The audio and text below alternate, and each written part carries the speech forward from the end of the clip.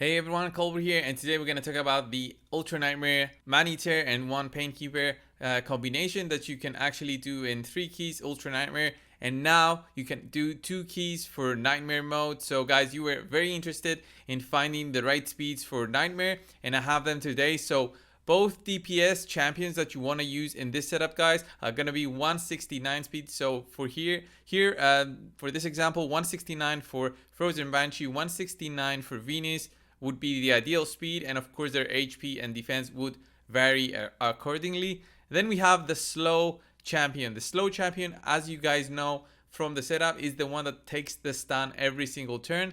So the slow champion for this setup is gonna be my Bulwark, and Bulwark will need to be at 106 speed. Before you ask any further, these speeds are very important and you should keep your champions at those speeds.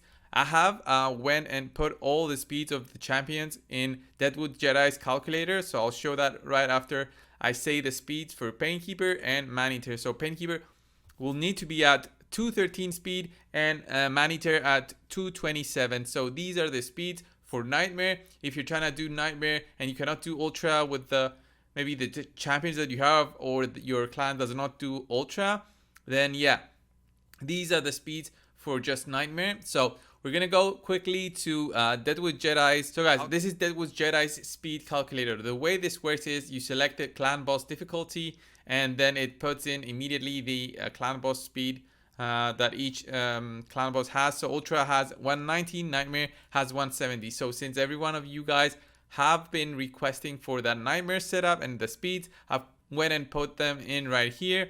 So as I said before, 106 for the tank of the stun, 213 for Painkeeper, Frozen Banshee, one of the DPSs, 169, Man-Eater, 227, and the other DPS, 169 again. So these are the speeds, and your skills are gonna be placed accordingly here. You have to worry about the speed sets that you have on to place in the respective boxes there, and also place Lore of Steel if you have it on the champion. So then you go in and put A4, A3, or A2, the number of cooldowns that you have once it's fully skilled up, if you have it fully skilled up.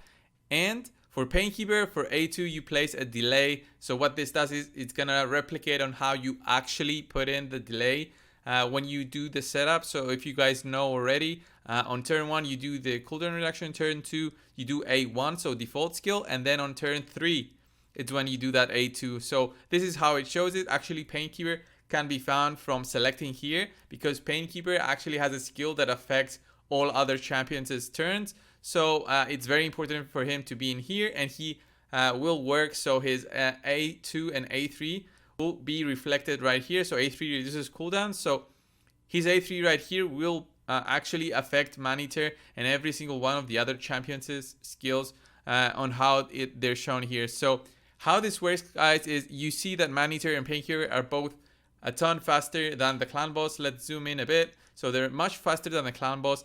They'll go first. First AoE goes.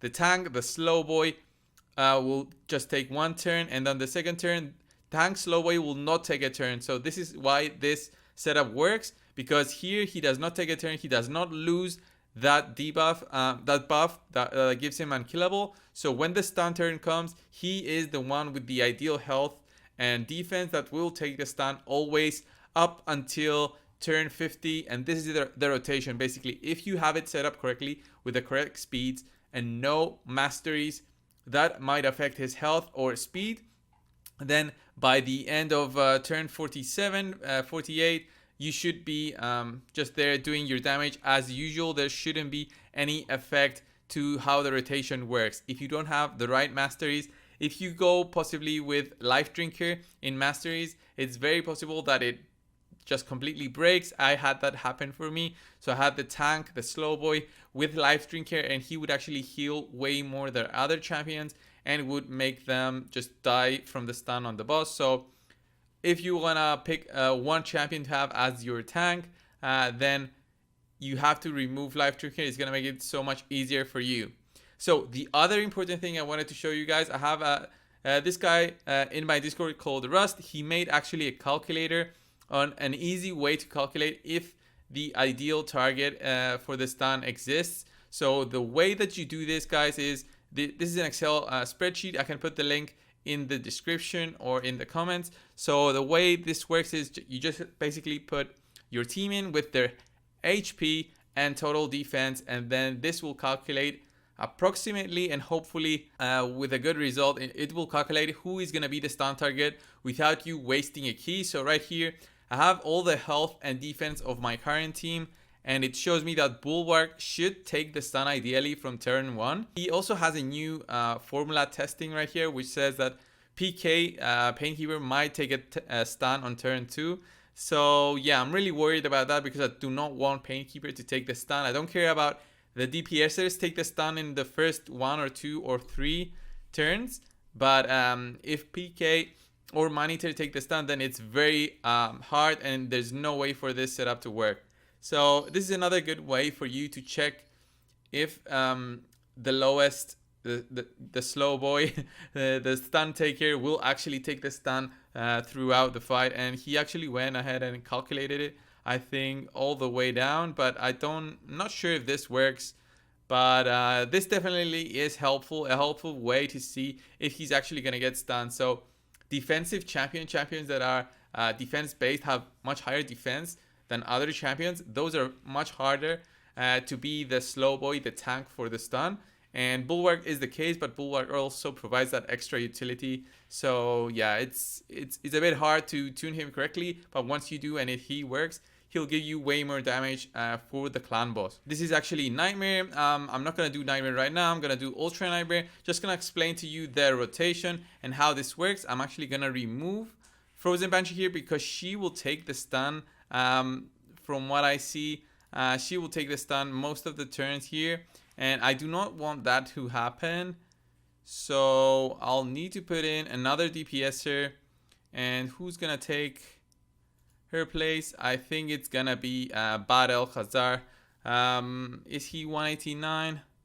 So this is for Ultra Nightmare, guys. I'm not gonna show you right now. I'm just gonna show you how the setup should work, and then I'm gonna show you an actual clip of me doing Nightmare with those speeds while I was on stream. It will be muted because of copyright and the sound, so it's just gonna be a very short clip of me doing the fight, and then in the end showing the damage that was dealt to the boss. So let's go in. I'll explain. The setup is the same for Nightmare, Ultra Nightmare, whatever you want to do.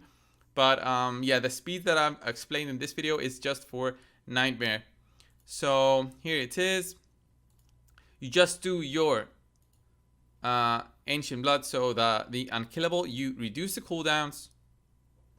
The boss will go. You do your AoE defense down and weaken if you have it. Just do your normal thing with Battle. It's still gonna work for me with Battle. You do your normal skills, and then you do not do your A2, you do your A1, as you guys know so far.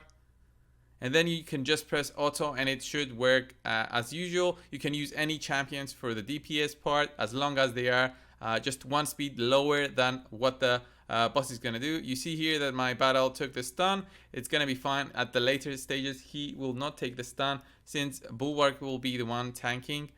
So yeah, you see already that Bulwark is going lower, and Battle works for this kind of setup also, guys, because the way that he heals is when a champion takes a turn or when Battle just does damage. So Bulwark will not be getting the same amount of heals that everyone else will be having, since everyone else is taking more turns than Bulwark. So we already have 2 stuns on Battle, but that's fine. It means that I didn't calculate it correctly, but I wasn't trying to put Battle with this setup. The HP values that you saw before, those were for Frozen Banshee, which I use most often for this kind of setup. And yeah, once Bulwark starts getting the first stun, I'm just gonna cut the clip and show you the Nightmare setup.